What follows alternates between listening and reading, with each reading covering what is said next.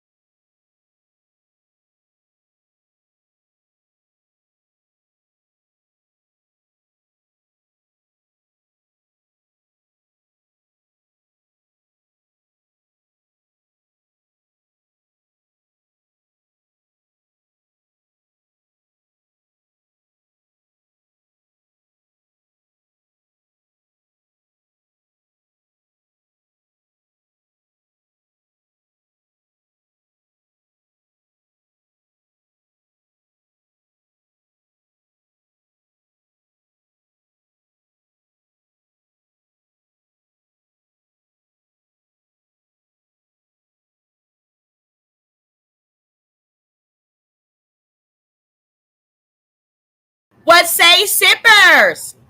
Was he found guilty unanimously on all those other four? Of Cassie, as well as David Phillips, one of the escorts in various parts of this case, parts that the government told the jurors to focus on. And now we have this note saying there's a partial verdict, saying that they have an unpersuadable opinion between them when it comes to that. I say not guilty on other four, and they're battling with trying to give Diddy some time on some racketeering shit. First count of racketeering conspiracy, but they have a verdict as it applies to the other four counts. Just as a reminder, that is 2 counts of sex trafficking by force, fraud, or coercion. Rashawn Combs faces 15 years to life for each one of those, and then transportation to engage in prostitution. And there's an either or for those 2 charges, where you could be talking about transporting either Jane or Cassie or any of the 25 plus male escorts that were allegedly brought across state lines. Each one of those counts carry up to 10 years in prison. Well, and Brian, I mean, as a criminal defense attorney, this is day 2 of deliberations, and you get a verdict. We certainly expected one before the July 4th holiday, but I'm curious, if you were Diddy's defense team right now.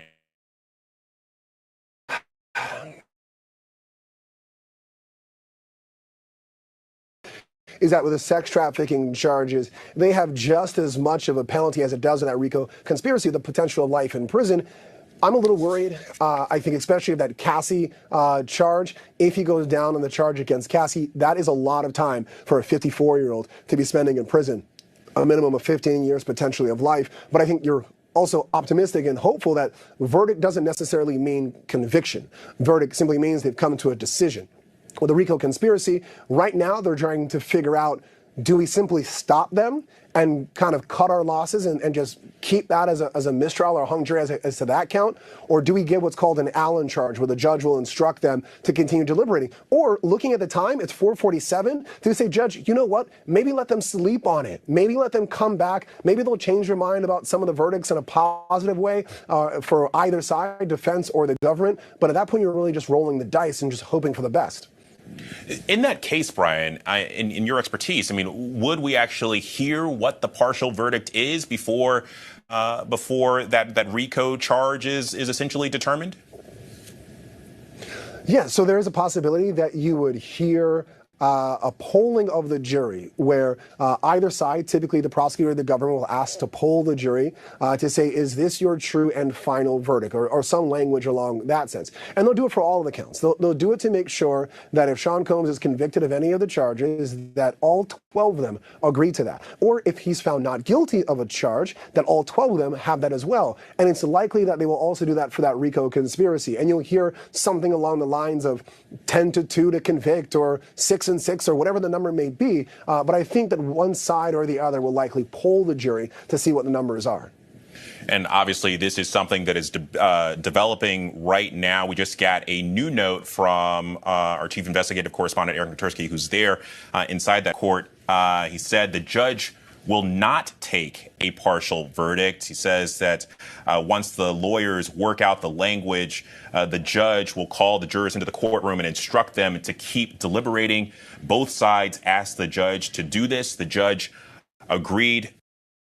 No verdict is being read as of now. And again, this is going to continue to develop, so bear with us here. But Brian, you kind of ran down the 5 counts that Diddy faces right now. And so looking at the 6 weeks of testimony that we had here, the prosecution really trying to really kind of swing for the fences with this RICO count. Why do you feel like there's been a little bit of a hold up specifically on that particular charge?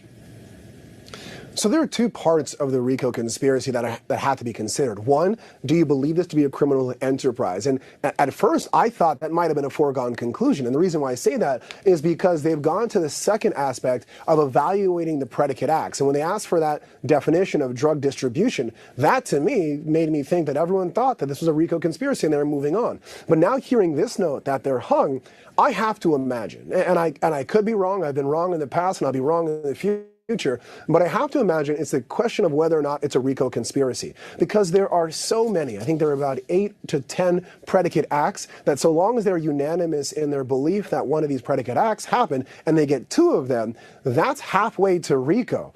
There are so many of them, the arson, the sex trafficking, the prostitution, the transportation to engage in prostitution, the bribery, the obstruction of government. I would imagine that 2 could be found amongst this 12, but the linchpin, the centerpiece of whether or not there's a racketeering conspiracy or this is just a business that Sean Combs operates, I would think that would be the sticking point that some people are just going to say, you know what, I don't believe it. And they're really digging in their heels.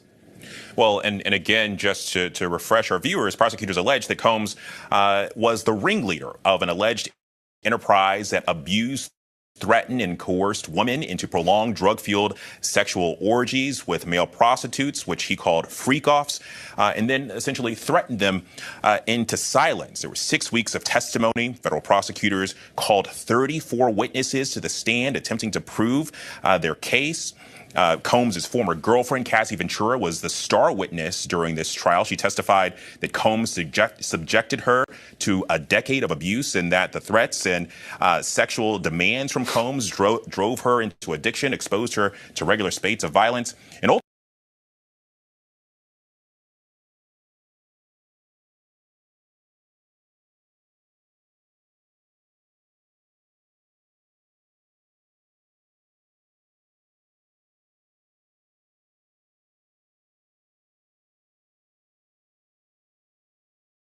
ultimately led her to contemplate suicide. And Brian, reflecting specifically on Cassie's testimony, I mean, how powerful was that for the prosecution in proving at least some of their case here?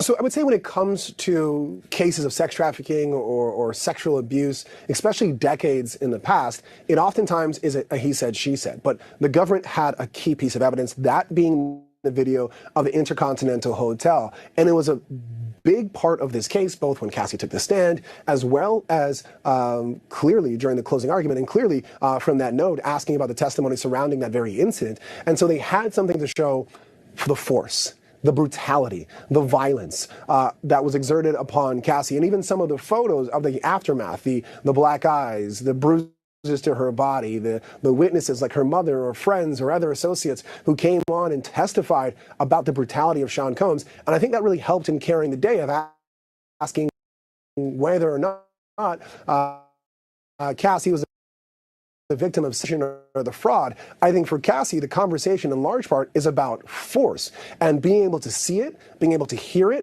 being able to see Cassie as she describes it, sitting on the stand. I think that was powerful for the jury in making their decision about the sex trafficking. Now, do I believe and assume that that might not work out well for Combs in terms of the verdict? Yes, but we still don't know what their verdict is. It appears that by the number of counts they've decided on the sex trafficking. It's just which way they go will be interesting. I will say this one added point, though.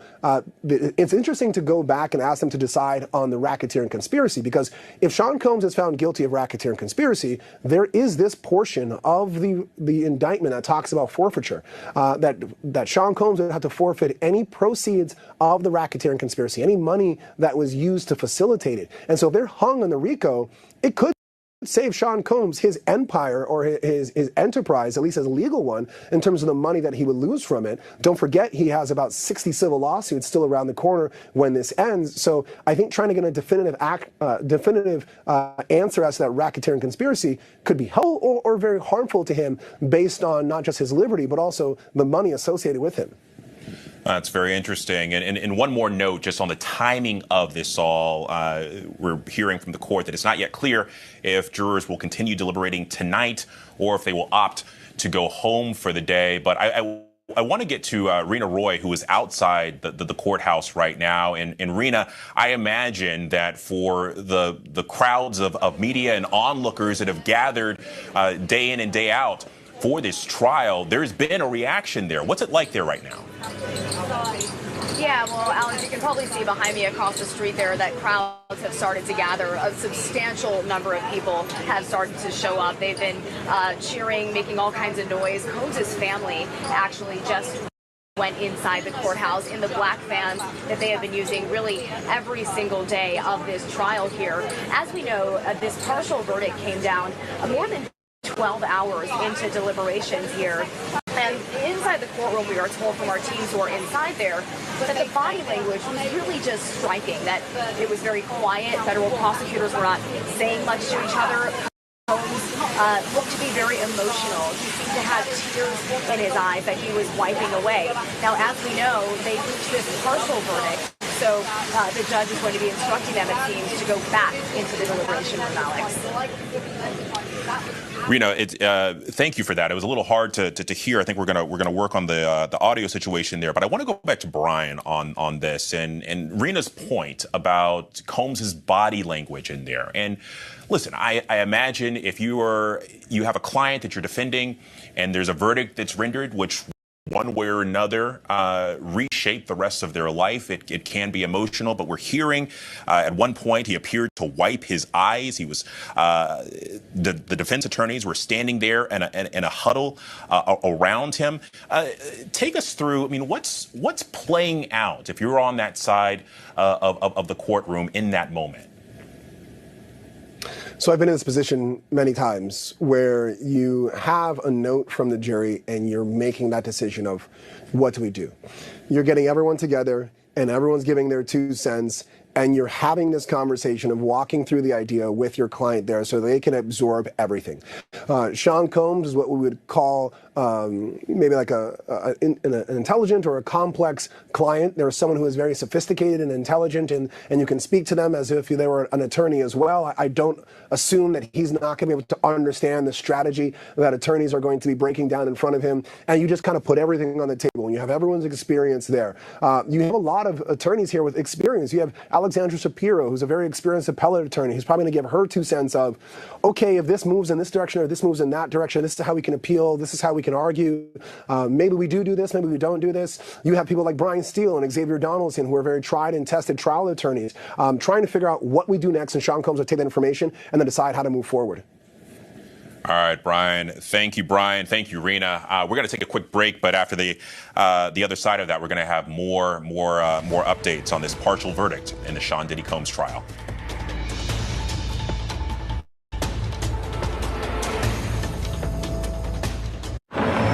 All across America, Good morning. Hello. wherever we are, It's good to be home. it feels like home. When's the last time we dropped our things and went, woke up?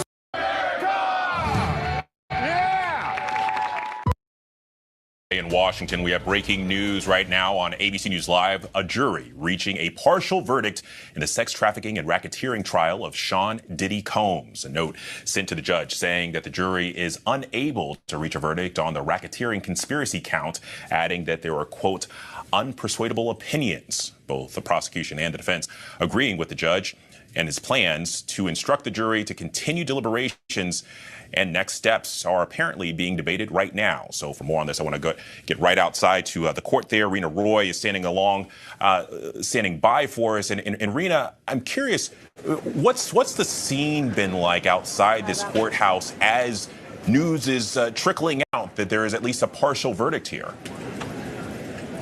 Yeah, well, Alex, you and I were on the air together when this note came down in the 12th hour of deliberations. At the time, we didn't know what exactly it would say. And as soon as people started to learn that this was a partial verdict coming from the jury room, we started to notice more and more crowds gathering outside. You can see them there behind us. They are standing behind those barricades. And just a short time ago, we also saw Sean Combs' family, his children going inside the courthouse. Now, as we know, the sticking point here is the racketeering conspiracy charge, the RICO charge here. And I have the verdict sheet in my hands. And just looking at it, you know that it is a complicated charge because under it falls 8 different predicate crimes: kidnapping, arson, bribery, witness tampering, forced labor, sex trafficking, transportation for purposes of prostitution, and drug distribution. Now, as we know, the jury sent a note yesterday asking for clarity on that drug charge. They wanted to know if somebody asking for drugs before they receive them should change how they consider that drug allegation. The judge simply referred them back to the original instructions on drug distribution, which essentially says that if somebody hands over or delivers a drug to somebody and it doesn't require a sale, that is distribution, essentially. So that seems to be one of the sticking points here. That was something that they were clearly parsing through. They have reached a verdict on counts 2, 3, 4, and 5 involving the sex trafficking of James and Cassie Ventura and the transportation for prostitution charges as well, Alex. Well, and Reno, one of the other notes that went to the judge, it was a question about juror number 25. He's a PhD in molecular biology, lives in Midtown, and I also believe that, as a profession, he's a veterinarian, but that note said that we are concerned that juror 25 cannot follow your honor's instruction. What can you tell us about that? Yeah, well, Alex, that note came just about 70 minutes into deliberations on Monday morning. The jury seemed to be facing a bit of discord in the jury room with this man who's 51 years old, lives in Manhattan. He has a PhD. They said that he was unable to understand the judge's instructions. And well, sippers, let's stop it right there. Maybe, you see what I'm saying? He is just unfamiliar with exactly what it all entails about what Diddy was doing. Okay? They said that's juror 12, 1, 2, 3, 4, 5, 6, 7, 8, 9, 10, 11, 12. And which one did they say it was? The scientist. You see what I'm saying? He's somewhere doing scientific things. He's somewhere saving the world. Diddy, is somewhere wasting the world's resources, including himself and everybody else that he come in contact with. Okay? So 2 different worlds, right? So maybe he's just, trying to understand more of what it would take for him to reach a unanimous verdict with the rest of his jurors, peer jurors, for Diddy's ass. And Diddy had a lot going on. I mean, even for a fucking scientist, it was confusing and hard to understand. And I understand. You know, we understand, don't we, sippers? Drop it down in the chat. Do y'all think that he will be acquitted on all 5? Found guilty on 1, 2, 3, 4, or 5? Or found guilty on a few and acquitted on the others? Drop it down in the chat. Let's get it. The judge said, get back to deliberations. It is your duty. They were sent back to the jury room. It seems like they did make some headway, of course. We did see them send several other notes since then. In total, 6 notes, including this one announcing that they do have a partial verdict, Alex.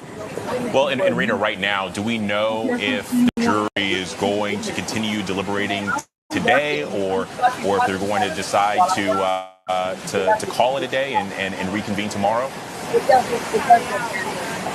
Well, right now that is still up in the air. It seems like they are still trying to figure out the next steps here. We know that both sides do want them to continue deliberating, and the judge plans to tell them to do so. The jury sent a note saying that there are unpersuadable opinions on both sides when it comes to this RICO charge. So we are standing by out here waiting to see how this all unfolds, whether they'll stay here tonight or whether they'll be right back here tomorrow morning, as they have been for more than 6 weeks at this point, Alex. Okay, Rena, if you can, I'd love for you to stick with us. I want to bring in ABC News legal contributor and criminal defense attorney Bernarda Villalona, who has also been following this trial as it's been progressing. And Bernarda, look, you know, the news today of this partial verdict, it's day 2 of deliberations. You know, if you're a criminal defense attorney for the Diddy team, how are you feeling right now? Is there anything to glean from a partial verdict coming on day 2? So you have to think, when you're dealing with a partial verdict, the prosecution's not going to want to take that partial verdict because you want all or nothing, in the sense of that you want, if this jury can actually continue deliberating, that they be able to reach a verdict. However, on the defense team, I will be very nervous of what that verdict is when they're talking about the partial verdict, because the racketeering conspiracy, it could be an issue as to the enterprise and the people actually had knowledge about the predicate acts and made that agreement to enter into those predicate acts. But when you're dealing with those other counts, 2, 3, 4, and 5, you're dealing with the sex trafficking of Cassie.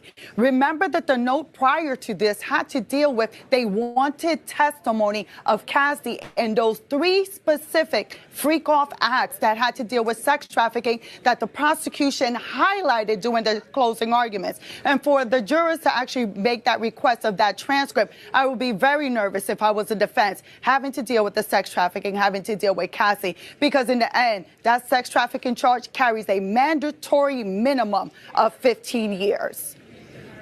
Well, and that's a really important point, right? Obviously, the racketeering conspiracy charge is the most serious here, but these sex trafficking charges certainly carry really stiff penalties, including a maximum sentence of life in prison here. And so I'm curious, in looking at the strategy for the Diddy team here, you know, they rested their case without calling a single witness here. Do you agree with that playbook? So the thing is, when the defense decided not to call any witnesses, not even the forensic psychologists that they wanted to come back, Dr. Hughes, they decided to go with the strategy of all or nothing, in a sense that they were going to attack the government's prosecution and their charging decision matters, and also go after the credibility of these witnesses of being in consensual relationships, that they remain in these relationships. And in the end, Cassie especially had gotten $30 million as a result of 2 different settlements. So they went for straight credibility as opposed to trying to change the narrative and the deliberation strategy. If they would have put a witness up, whether it was Sean Combs or another witness to testify, that the jury would be focusing on, do I believe the witnesses that Sean Combs called to the stand, as opposed to, let's just focus on the prosecution, since they have to prove the case beyond a reasonable doubt. And the defense can always say, I don't have a burden. I don't have to call a single witness, and the judge is going to tell you that because the government brought these charges, so they better be able to prove it beyond a reasonable doubt. It's not my job to do their job for them. Well, and Rena, I believe you're still with us. Listen, you've been here the entire 6 weeks of this trial. In terms of testimony, I mean, whose testimony has really kind of been the linchpin here in this case? Well, I think it's exactly what the jury asked to see more of today. They wanted to see the transcripts of Cassie Ventura's testimony. It was harrowing. It was graphic. It was very emotional. Many called her the prosecution's star witness. It was because of her civil lawsuit that federal prosecutors even started looking into Sean Diddy Combs in this trial. He was arrested shortly after her civil lawsuit. About a year later, last year, they raided his homes and they brought him into federal custody.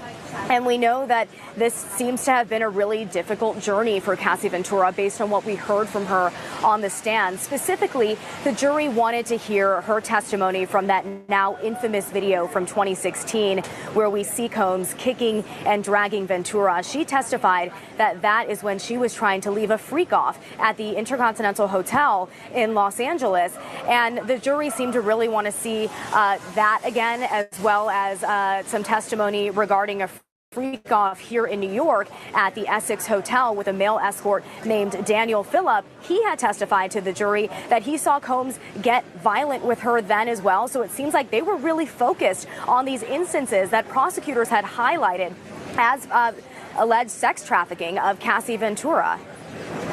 Well, and Rena, I want to dive in here a little bit on the jury. These 12 individuals, we know 8 men, 4 women. Any more that you can tell us about the makeup here? Well, we know that their ages range from 30, 31 to 74 years old. They, of course, all live here in the New York area. One of them was actually an alternate that got pulled in when another juror was dismissed about halfway through the trial because the judge said that he was not forthcoming about where exactly he lived.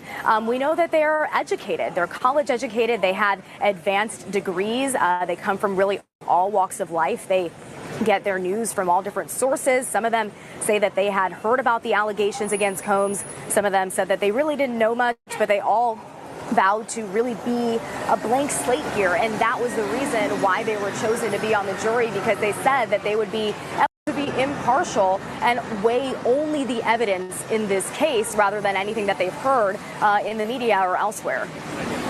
Well, and Bernarda, in your experience, I know you've been in this moment before as a client of yours is awaiting their fate, a decision that one way or another is going to change the course of their life. We're getting these notes from inside the courtroom here, and it says that at one point it appeared that Diddy was wiping his eyes and that he rested his chin in his hand. His defense attorneys, at least 2 of them, stood with their arms around one another. What is that moment like? Well, that moment is very nerve-wracking. I will tell you that I was a prosecutor for 16 years, so I did it on the opposite side for 16 years, waiting on that verdict. And also, I've been a defense attorney and currently am a defense attorney.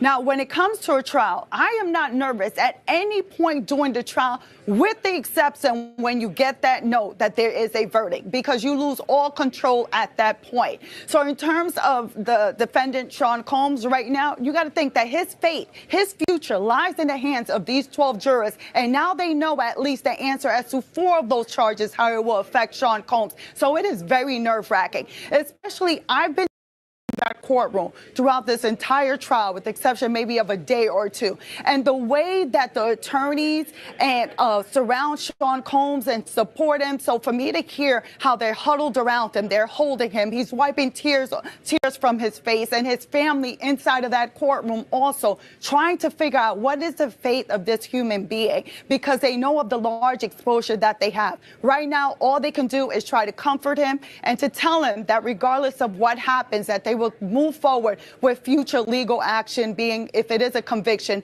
that they will move with the appellate process, so to still stay strong.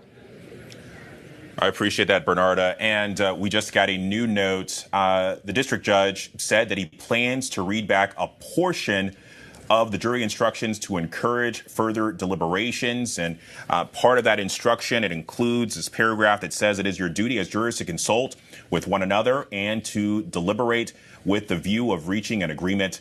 Each of you must decide the case for himself or herself, but you should do so only after a consideration of the case with your fellow jurors. That's a partial statement there Again, the judge going on to say, your verdict must be unanimous, but you are not bound to surrender your honest convictions concerning the effect or weight of the evidence for the mere purpose of returning a verdict or solely because the opinion of another juror. For more on this, I want to bring in Kelly Carter, who is a senior entertainment reporter for ESPN's Anscape. And Kelly, when we talk about the legacy of Diddy, it's hard to think about the 90s in hip hop without mentioning his name. But this is a trial that has now really impacted that legacy. Yeah, you know, it's interesting because I think so many of us have been playing this, and when I say us, I really mean the entertainment industry, has been playing this wait and see game. And I think that regardless, and this is the truth of the matter, is that regardless of whether there's a conviction or there's acquittal, this trial changes how we talk about Sean Combs' legacy moving forward. You know, it'll be virtually impossible to talk about, you know, all the contributions that he's had without also talking about how the summer of 2025 had all of us, you know, learning new things about him and perhaps looking at him and casting him in a different light because of these allegations. And of course, he has denied all of the allegations, but I think there are still, you know, some details that will be really difficult for people to unhear. And in the case of that video at the Intercontinental, unsee. And I think that really changes how we talk about Sean Combs and his legacy. Certainly, but it is actually. I mean, I think, you know, aside from, you know, his personal hits and you know, seeing him on episodes of Ellen or you know, on red carpets, he's someone who has had his hands deeply on the pulse of music for the last several decades. Absolutely. The fact of the matter is that Sean Combs is a cultural icon. You know, he really kind of defined in a lot of ways what Black excellence is. You know, he really was able to walk people into rooms, walk a generation, the hip hop generation, into rooms that we never thought we would see the hip hop generation be able to walk into. We all of a sudden were invited to sit, you know, Fashion Row front week, you know, or Fashion Row week front row, you know, partying with Anna Wintour, going to the Met Gala, you know, walking into Forbes 500, Fortune 500 companies and getting deals that we didn't imagine people in hip hop would ever be able to get. And a lot of that happened because of Sean Combs and his influence. So, I mean, to you know, dismiss the fact that he is a cultural icon and a beacon for this community and has done so much for this community is impossible. But you now have to look at it, you know, right next to kind of what we all have experienced and been covering this summer with regards to this trial.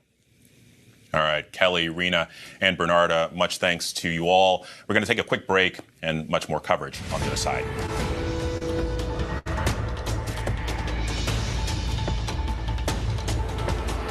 I'd never seen that many skeletal remains. Thousands. This killer, he's the Dahmer you've never heard.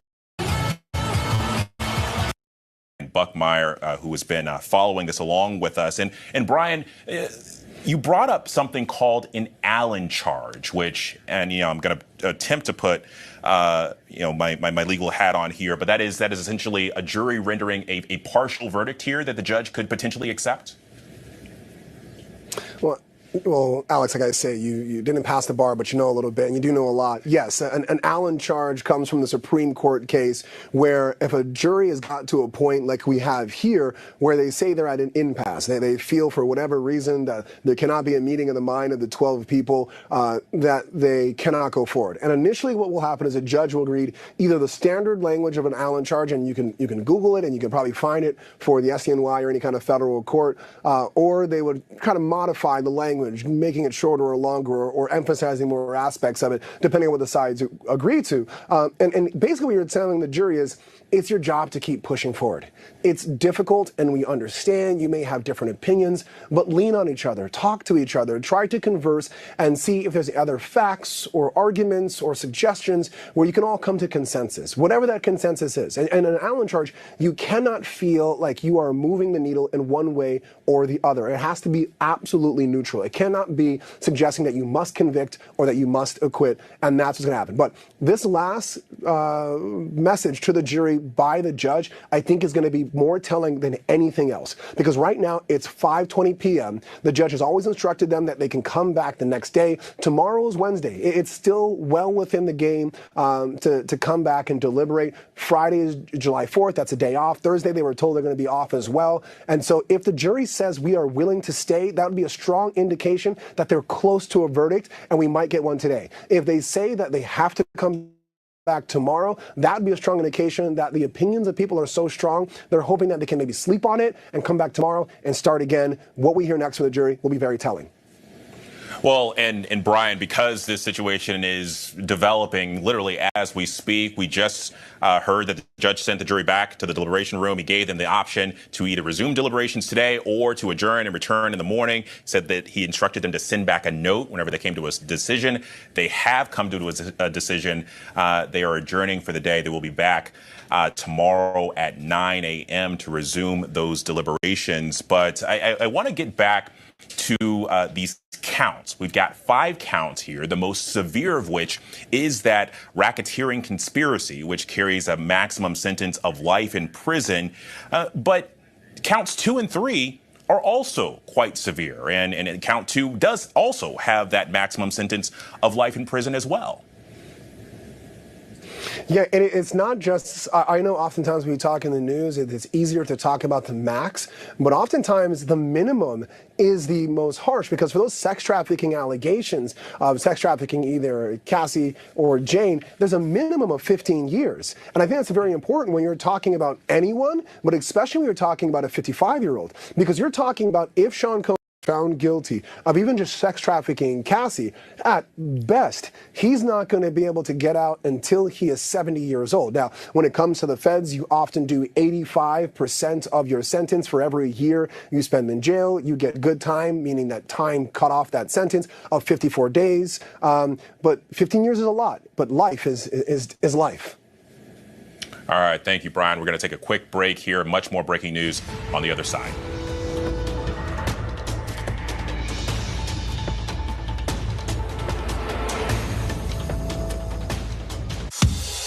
The news never stops. We are here in Israel, a nation at war. We heard what appeared to be gunfire. The former president rushed off the stage. Hurricane Helene ravaging the coastline of Florida. It's moving.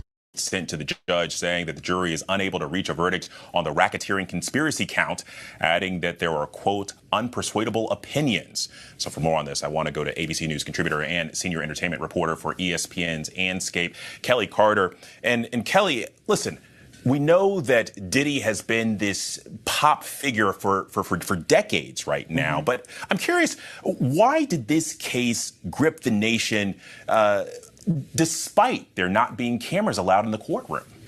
I mean, look, sex, drugs, and not rock and roll, hip hop. I mean, I think that people, it didn't matter that there were no cameras in the courtroom, that we only really saw artist renderings and sketches.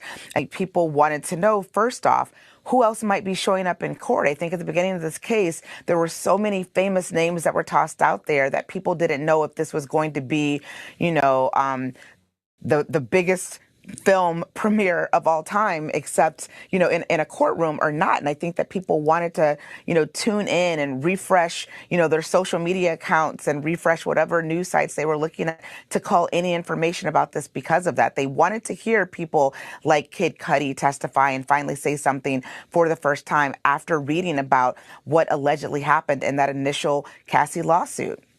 And reading about also seeing the pictures of that Porsche 911. Kelly Carter, thank you so much. We're going to take another quick break. Much more breaking news coverage on the other side.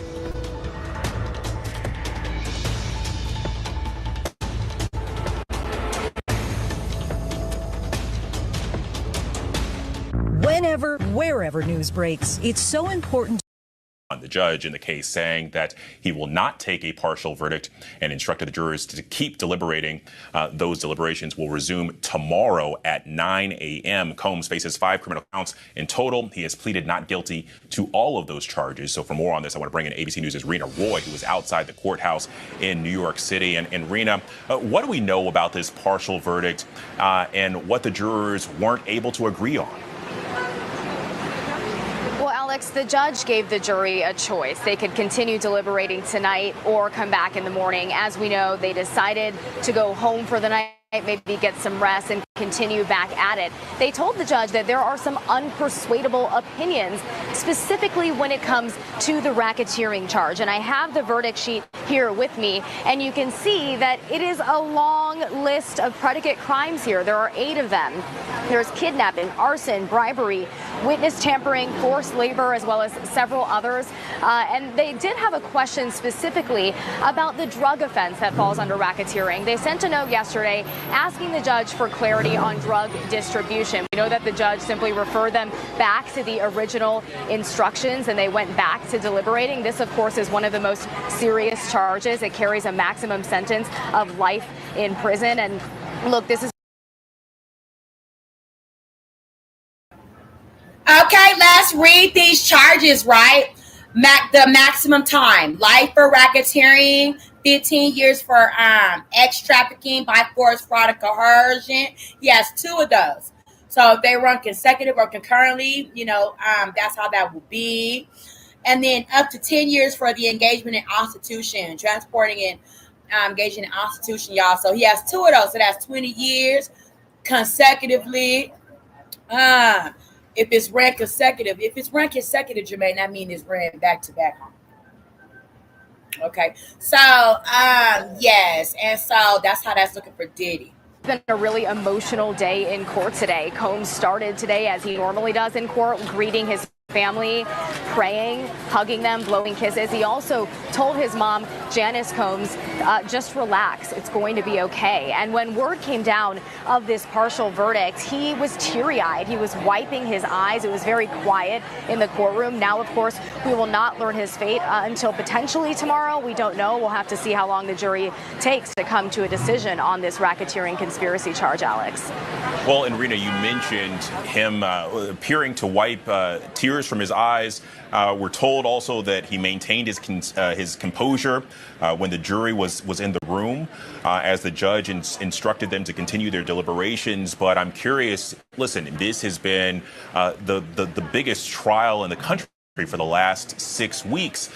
What is the scene there like right now in New York as people are debating and pontificating about what this partial verdict could mean, and also could we get a full one tomorrow?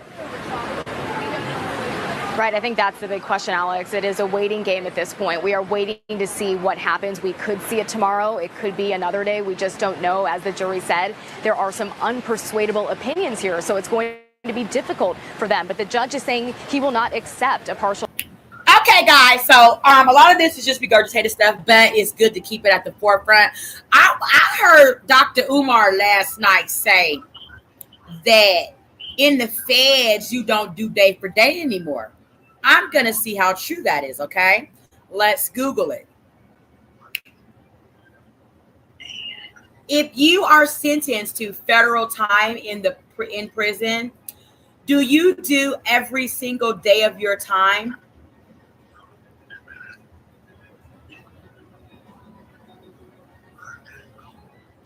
I don't know what came up. Hold on.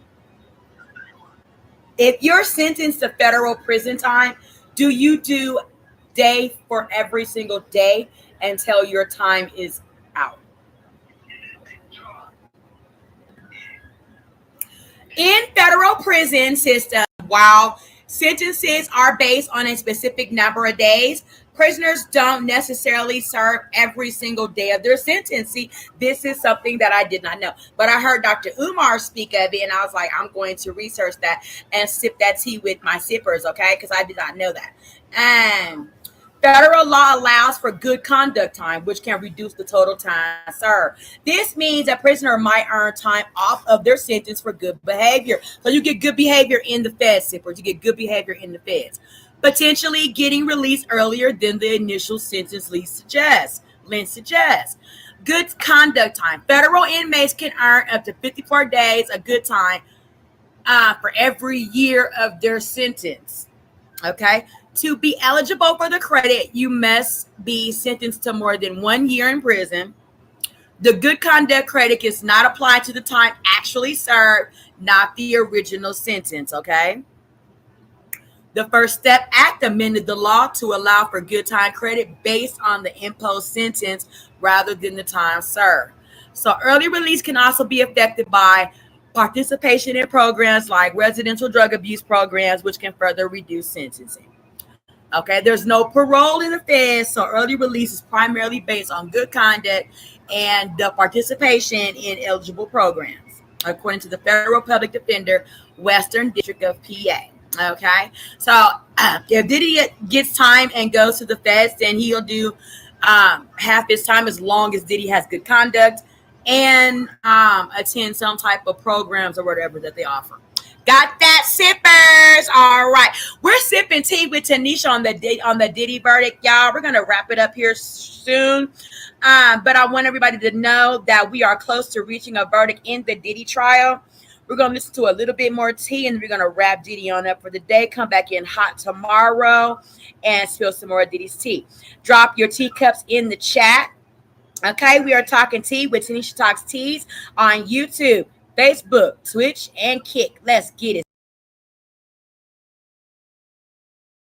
Verdict. So we're going to have to see how they handle that. We will find out hopefully sooner than later. I have been out here every single day of this trial, and I can tell you that there have been a lot of people out here. Every single day, people have been very interested. And you can see right behind me just how many people are gathered there. It appears that somebody might be leaving the courthouse. Crowds gather every single day as his family comes and goes. We saw his children come in ahead of the potential reading of that verdict. Of course, that did not happen because the judge did not accept the partial verdict here. But yeah, it's still a lot of questions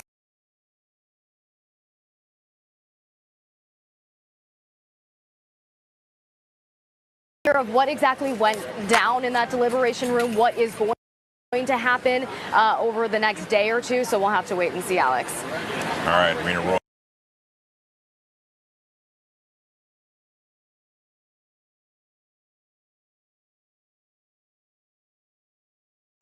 Thank you for that.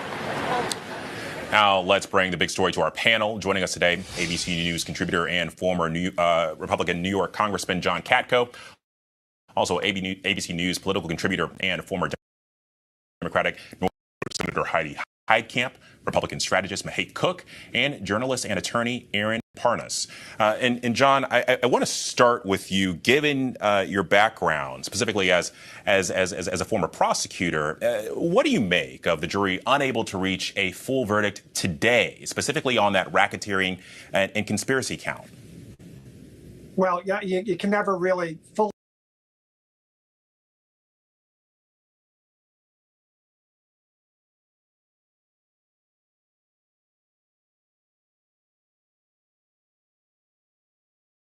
understand the jury's logic, but I can tell you this: what's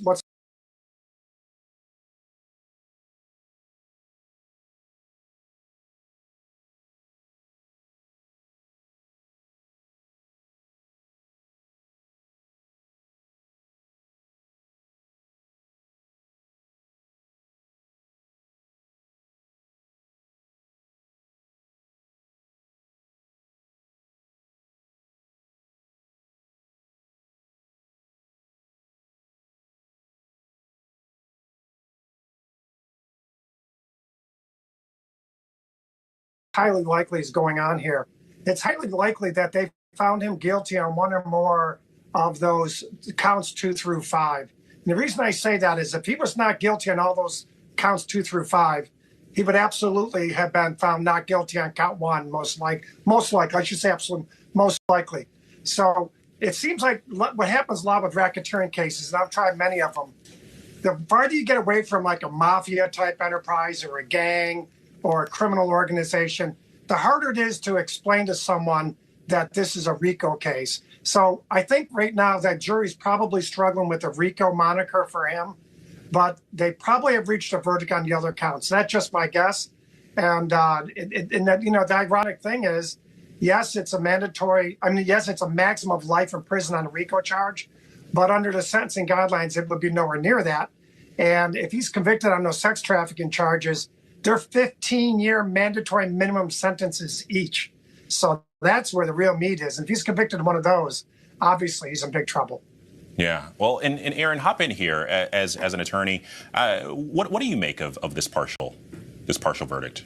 Yeah, I agree with John on really everything he just said. I mean, I think this is a very difficult day for Sean Combs right now. I think there's a reason he was wiping away his tears in the courtroom, and it's because I think he also understands that there's likely at least one guilty verdict in counts 2 through 5. Now, ultimately, I think RICO is a very difficult charge to prove. It was always going to be the hardest charge to prove here, and I think a lot of even analysts really said that prosecutors were kind of shooting for the moon with the RICO charges, and so I think I wouldn't be surprised if there is actually disagreement over what these predicate charges or the predicate acts, whether or not there's guilt beyond a reasonable doubt.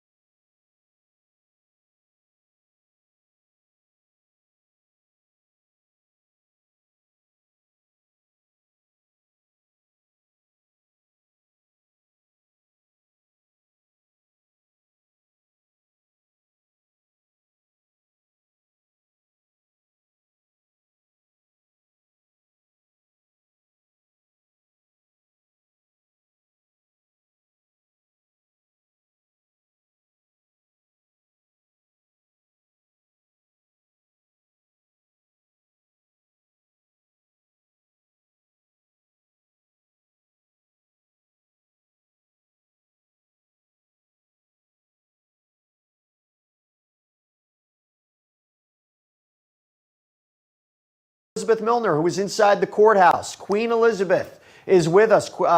Elizabeth, good to see you. Thank you so much for coming out. I'm just going to ask you straight up. We got this question that came out from Elizabeth. This is from Enlin DK. What was the overall vibe in the room? And also, this is from Doug K788.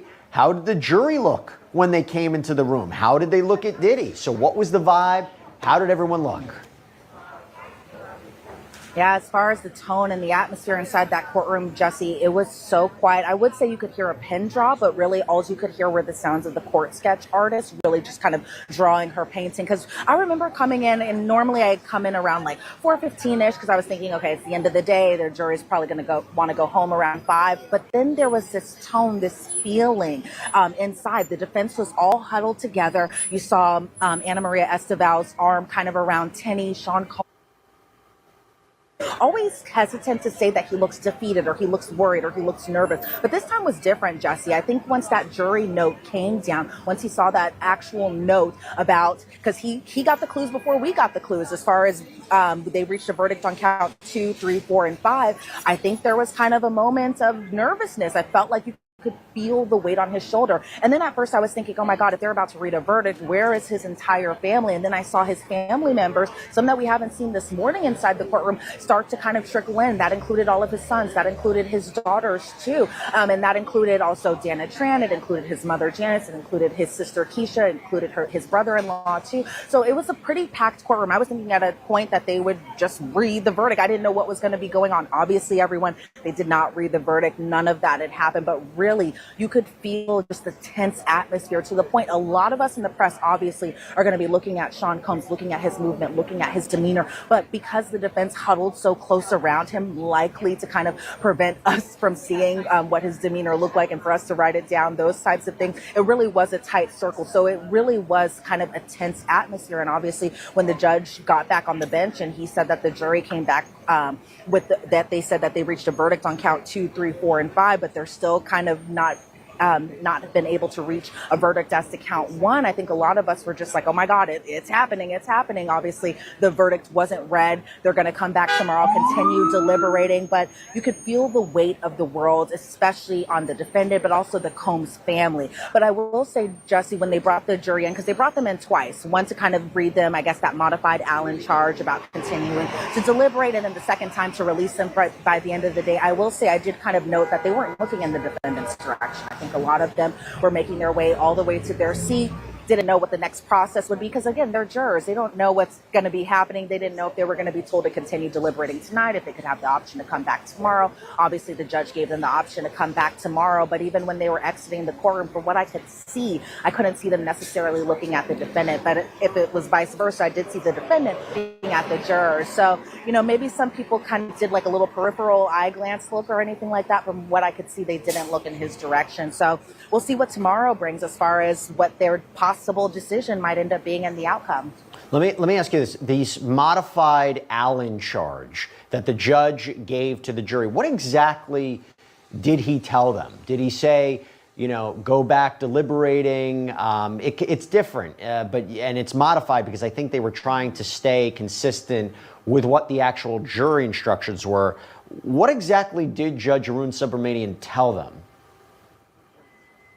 Well, he told them to keep on deliberating. He said that each and every single one of you must decide the case for himself or for herself, and that no juror should pretty much like waver on their opinions in terms of if they feel some type of way, that they should feel that type of way, and it's okay for them to feel that type of way. But in terms of just even what's going to be happening next is the jury will come back, everyone, and they'll deliberate a little bit, and then and then they'll continue on whether or not they need to bring in more specified instructions. But from the defense's perspective, they were pretty adamant that they think it's too early for them to come back with any type of split verdict or anything like that. They were very adamant that they wanted the jury to continue deliberating, but also not give them such a specific instruction in terms of when to come back, whether or not they want to continue on with court on Thursday or if they want to have a decision made, those types of things. They really were just adamant, just let the jury continue deliberating from their perspective because it's been weeks of testimony, because there's been so much evidence, because there's been so many witnesses. They being the defense were like, okay, we want them to continue deliberating, but we'll see what happens. I keep saying we'll see what happens tomorrow because I felt like we could see what happens today, but yeah, it seems like we're very, very close, especially since they reached a decision on 2, 3, 4, and 5. We got a commenter, Smarty Pants. We're getting a full verdict by 12 p.m. tomorrow. If not sooner, it's obvious. What a question from Smarty Pants. I mean, I can't make this up. We got another user who was like, the account was confused and had a question about this. I'm just reading the accounts and the questions. It's amazing. Okay, this is an important question because Elizabeth, I don't know if you saw my analysis. I basically think that the jury has found him guilty on the transportation to engage in prostitution charges, sex trafficking of Cassie, probably not guilty of Jane. Mm-hmm. One of the reasons I think that they probably have found him guilty of Cassie sex trafficking were because of the questions that they asked today and how quickly from those questions they came back with a verdict, because this is from a NACE TM. Elizabeth, were the people wrong question. This is from Danny. Elizabeth, in regards to the jury's questions, does the questions favor the defense or the prosecution? So I believe they favored the prosecution, but what do you think? I agree with you, Jesse. I definitely think they favor the prosecution only because of the specific instances that they pointed out. Cassie at the Intercontinental Hotel, Cassie at the Cannes Film Festival, and the events that immediately followed that. Cassie and her interactions with Daniel Phillip at the freak-off at her apartment. And I say these are specific and that they favor the prosecution because these were the exact same instances that the prosecution talked about in their closing argument. I told you during our lunchtime hit that, I was thinking that, okay, they really were listening closely to those closing arguments because they pointed out these specific events, and even an extra one, that being Daniel Phillip's testimony in regard to what had happened at the Essex Hotel. But I think given that they didn't have any types of questions pertaining to Jane or anything like that, I kind of agree with you. It seems like they might be kind of leaning towards guilty on count 2. But again, everyone, that the charge hasn't been read, a verdict hasn't been reached, none of that. But it seems like from their specific and very pointed questions that they might possibly be favoring the prosecution for sure. This is a question from an ACE TM. Elizabeth, were the people testifying during the trial in the courtroom? How did they react to counts 2 through 5 being decided?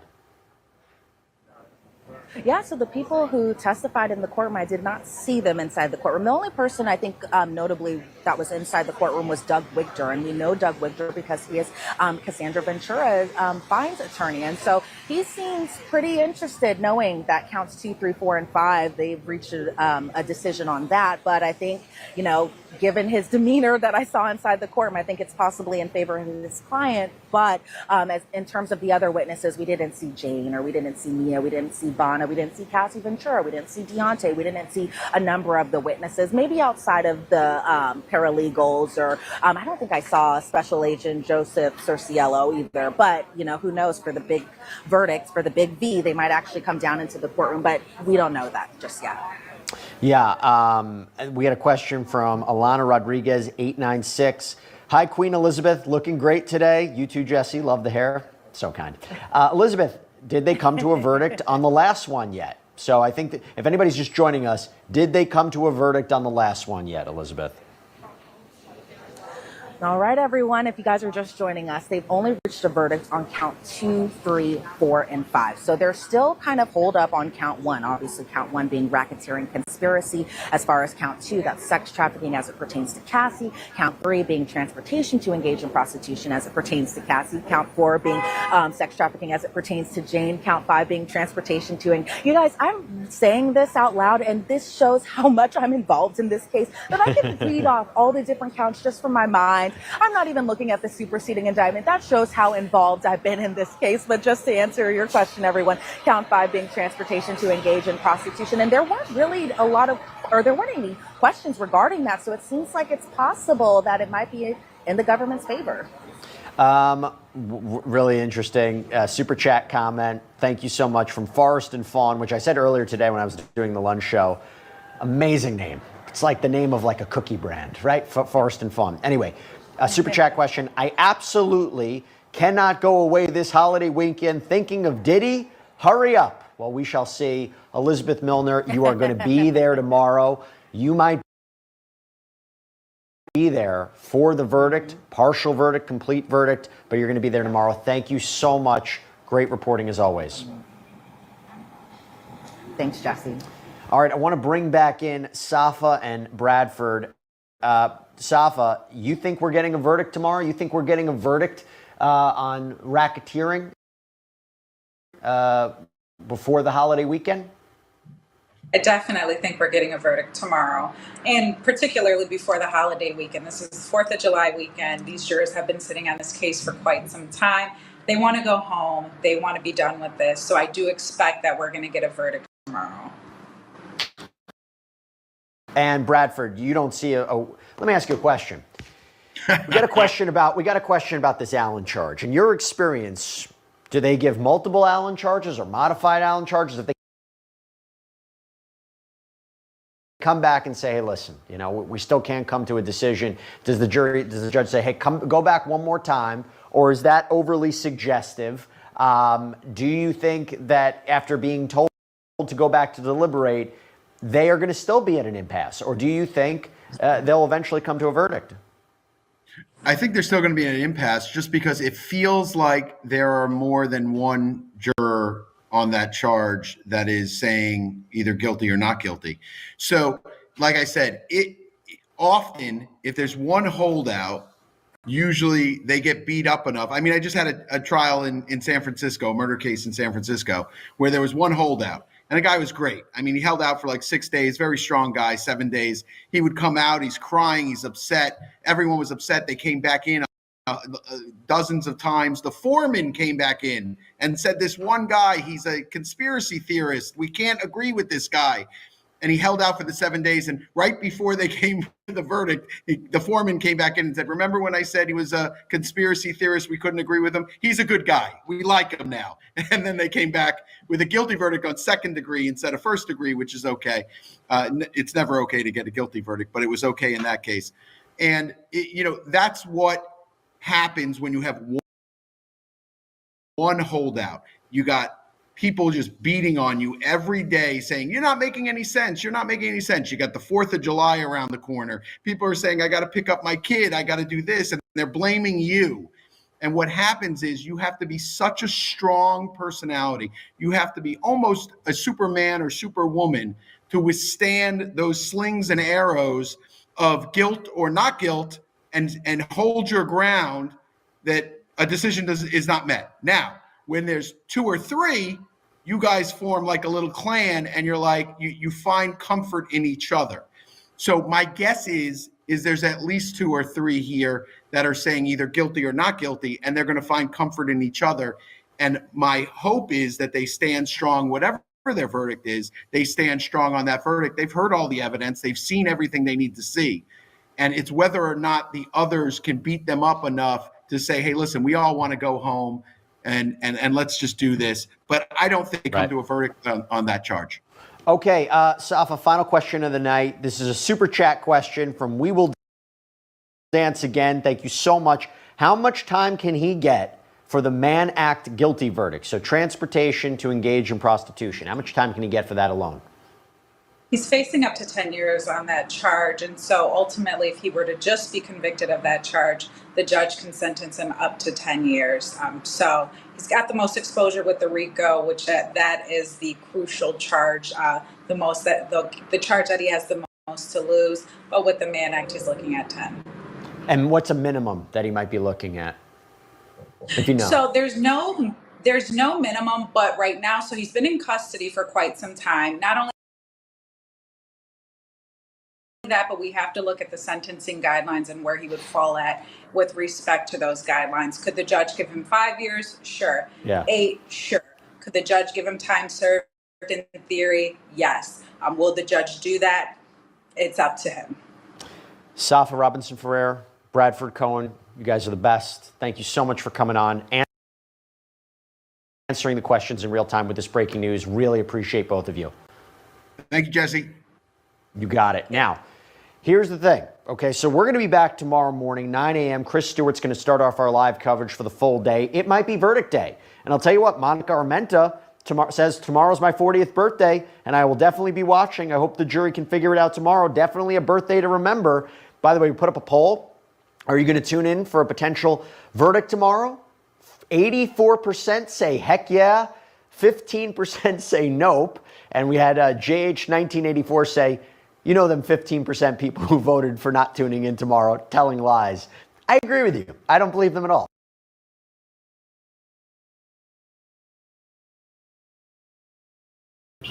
And that's going to conclude our day on Diddy deliberations. The jury came back with whatevers. We don't know. Guilty or acquitted. We don't know, right? However, Rico's still out. It's deadlocked. We're going to see tomorrow. Keep our, eyes and ears open to the Diddy trial and see if they come back with a verdict. And if they do, remember, y'all come on into the room with your teacups up, get your teacup filled up, and we're going to sip some tea from whatever the verdict is, okay? Keep an open mind, y'all. Do y'all want Diddy to be acquitted or do you want him to be convicted? Drop that down in the chat. What do you think he'll be convicted of out of the 5 charges, okay? And if he's acquitted, will he be acquitted on all, some, or what do you say? What do you think? Drop it down in the chat. You're sipping tea with Tanisha Talks Tea. I'm going to see y'all tomorrow for the rest of the Diddy trial. Bye.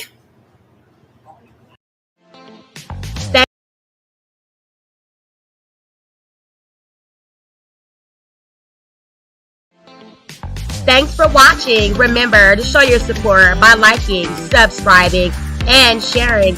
It's a blessing. Keep your teacups filled and ready for my next upload. Until then, stay inspired and remember, always stay sipping.